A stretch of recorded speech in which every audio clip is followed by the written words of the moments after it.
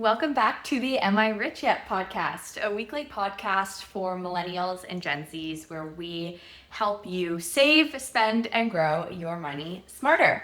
Welcome to episode 23. This is an episode where we talk about how to grow your income. So by the end of this episode, you will all be millionaires and never have to work another day in your life. Sounds good to me. My name is Georgia, Gen Z MBA student, and I'm navigating my personal finances. I am Rob, Georgia's dad, and I am a recently retired financial advisor here to help you make smart decisions with your money. Welcome to Am I Rich Yet? Well, let's get into things. You got a question for me? What's the one thing that keeps you up? What's your... You want me to expose my demons to Yeah, the why whole not? world? Why not? What keeps me up at night? As I have networking calls, I'm jobless, I'm actively connecting with people in the industry I want to work in to land my next job.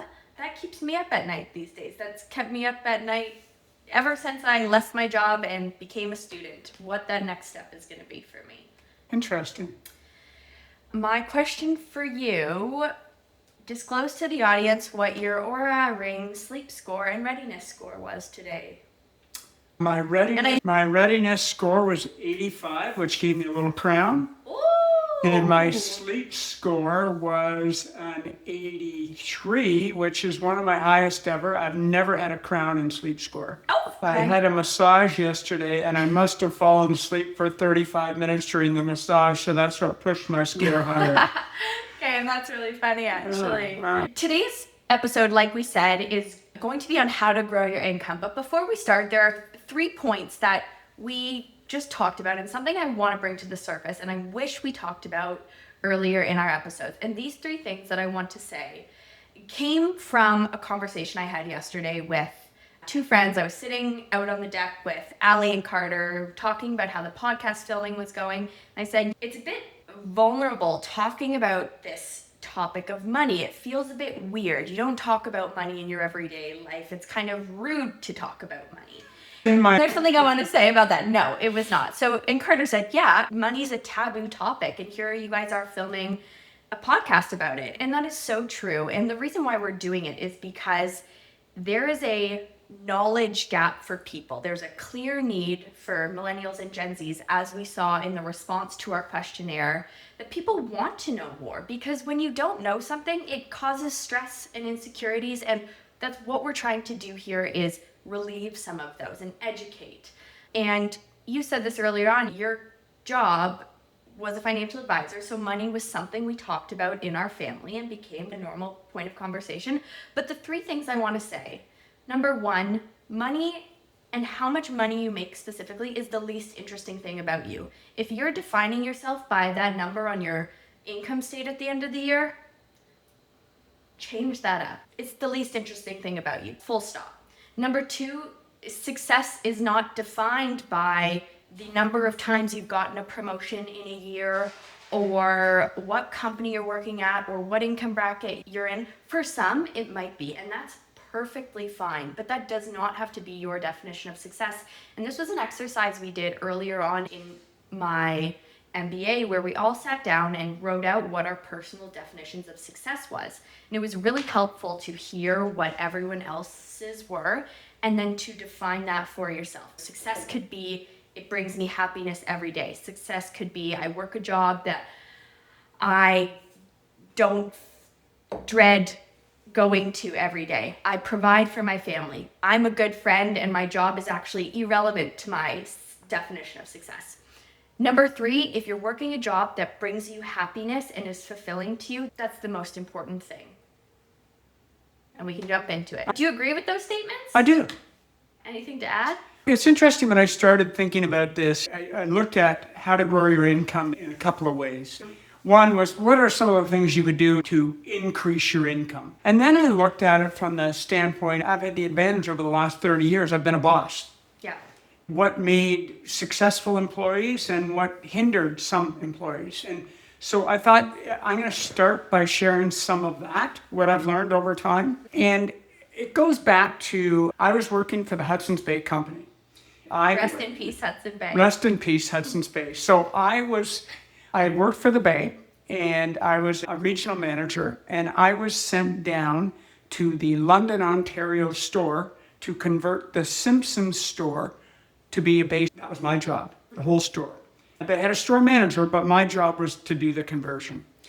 And I remember coming down, I had a great regional boss at the time named Joe. Joe was as tough as nails. And Joe came down, we had a store visit, and he walked through the store, beautiful store. Think of it as the downtown Bay store, but smaller. It's 7 floors. It was a wonderful store, old building. Anyways, Joe walked me through the store, and there was probably 25 little things that he wanted done. He wanted this shelf moved over here. He wanted this display moved over there. He wanted a garbage can moved from here to there. 25 little things. Understand, I was moving entire departments from one floor to another. I had 2 young associates working for me directly, helping me with the move.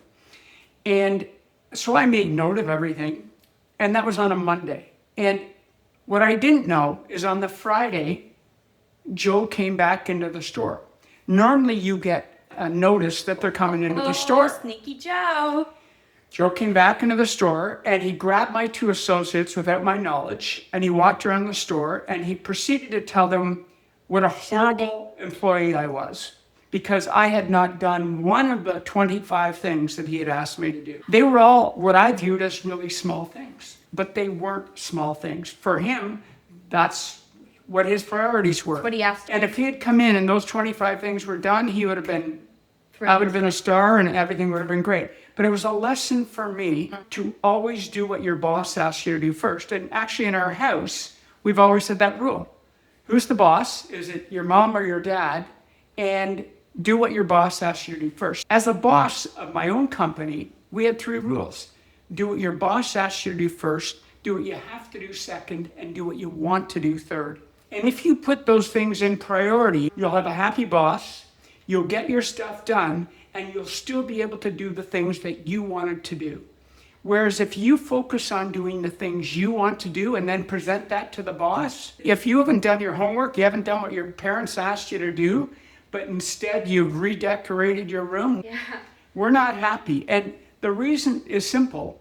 Your boss, whoever that may be, makes more money, is in a higher position, and therefore they are trying to delegate to you. And when they delegate to you, they assume it's done. And if it's not done, then there's a problem. So if you want to make yourself more valuable as an employee, do what your boss asks you to do. Yeah. Then you do what you have to do, which is your job. And then finally do what you want. Whatever that creative side is, do that next. And if you do it in that order, you're going to find you have more hours in the day. I live by them. And the other one that you didn't mention, those are the 3 things in order that you should do. But the other thing is, as an employee, your job is to make your boss look good, especially if listeners are early on in their career. If you have that mantra going in your head with everything you do, every meeting you show up to, every call you make, like that I think drives people forward. And even if you don't like the boss, they're still your next. I'm going to talk about something that we did interesting as a company. And this was an exercise we went through, and what we did is we had to come up with what our core values were as a company and for people working for our company. And we came up with, we wanted people that were likable, people that were professional, people that used their brain. I initially called it have a brain, and my team didn't like the terminology. But so we had professional, likable, have a brain, and then self-starter. How it works is you can do your own rating. Think of yourself in your job, whatever it may be. A, are you likable? If you are, you get a 1. If you're half-half, somewhat likable, you get a 0. And if you're not likable at all, you get a -1. Okay? So pretty simple scoring. And you do the same for whether you're professional, whether you're a self-starter or self-motivated, and finally, whether you use your brain. And the highest score you can get, we had 4 values. The highest score you can get is 4. But the minute you have a minus, the highest score you can get is 2. So we made it really simple. Every employee who had 3 and above survived. Every employee who had less than 3, 2.5, and all the way down to 1, they didn't survive. And what happened is the entire team got better. Are you likable? Are you professional? Are you self-motivated? Do you find things to do? And finally, do you use your brain? I think that's incredible. And it shows too that your company defined your values. Something I want to add in there though, as you're talking though, is those 4 values that you outlined for Team FG are not the same 4 values that every company has. And recently I was in a conversation with my friend Bridget, who was telling me about the interview process to get into her previous firm that she worked at, which is in the renewables sector. And she asked me a question and she said, how would you respond to this? And it was a question that was, you were faced with a situation where you either stood on moral ground for rights you believe in, or you didn't and got the job that the company needed you to get done. So it was a bit of an ethical dilemma. And I answered the ethical route when the right answer was maybe quote unquote the less ethical route. And Bridget said, you would not have passed our interview process because we look for people that put job above X. Now I'm making her company sound bad. They're a renewables company. They're doing great things. They're one of the top renewables company in the world. They hire incredibly smart people. Bridget is well-rounded, ethical, sharp as a knife. But I just thought of that example as you were talking about it, and I think viewers should know your company's values or know the company you're going into's values, because that is make it or break it. I'll leave it there. Interesting. I basically came up with sort of 4 levels. You're an employee. You're working for someone else. So that's level 1. You're going to make a certain amount of income. Number 2, you're managing people. And so you're going to make a little more if you're able to manage people. Next up, to really make big wealth, if you maybe are able to start some type of business, some type of service business, whatever it may be, and maybe you take on a partner or a group of partners. You get to share in the burden of starting that business and the ups and the downs. Finally, you become a full-on entrepreneur and you're doing it yourself. Those are different ways of building wealth. Those who make it to the entrepreneur stage will make more money over time if they keep working at it. I just thought it'd be interesting to explore those 4 levels. What are the best strategy to grow your income, given what you're doing, without changing your job, specifically, or the company you work for? Number 1 is get to work early. If the office isn't busy, you get there early, you get there ahead of time, you get settled. Some people show up at 9 o'clock if it's a 9 o'clock start time. And then the first half hour, it's 9:45 by the time they're settled at their desk and getting a coffee. They're also the same people that are leaving on what I call a 5 o'clock track team. Yes, that's what you And I know that may sound harsh. I know your generation likes to work their hours, but good things happen in an office between 5 and 6 o'clock. And it's surprising because the clients are gone and everyone lets their guard down, and some really good ideas and togetherness happens during that time period. If you're in the 5 o'clock track team, you miss that. And it was a teacher who I explained this concept to, and they said, it's the same at a school. When the students are there, it's chaos. The minute the students are gone for the day, that's when the really work gets done in a school. And that's when they make progress. And if you're not there for that time, you miss out. Yeah. And we're not asking you to work till 8, 9 o'clock at night, but don't be on the 5 o'clock track team. Where that came from is at school. When I was in high school, we had those students that were on, we called it the 3 o'clock track team at the time. The minute the bell rang, they were at the door. No extra activities, no extracurriculars, and that was the 3 o'clock track team. No, those are great. I live by those rules as well. I think you're right. There are going to be some viewers that, or listeners that really have that work-life balance prioritization and will disagree with that, but that's okay. These are just opinions that we're talking about. The other thing I'm going to say is these strategies to make yourself a better employee, essentially. Correct. A lot of individuals are working from home, but sometimes it's a hybrid. If you have an opportunity, get into the office. That's where your bosses will see you. That's where you're going to pick up ideas, good work habits from other employees. Only a certain percent of the population are really dedicated enough to work from home. is my take. And we actually had put a policy in 2 years ago, everyone had to be back in the office. I know that was tough, but it was beginning of 2024. And I just said, everyone's back in. This isn't working for us. I would look for team members to get answers, and they were nowhere to be found. Yeah. And I'd go on to Slack. We had this other thing we could go on to. I couldn't find them. And then finally, they'd call me in from their car driving around. And I'm like, okay, this is what I thought was happening. I know that's harsh.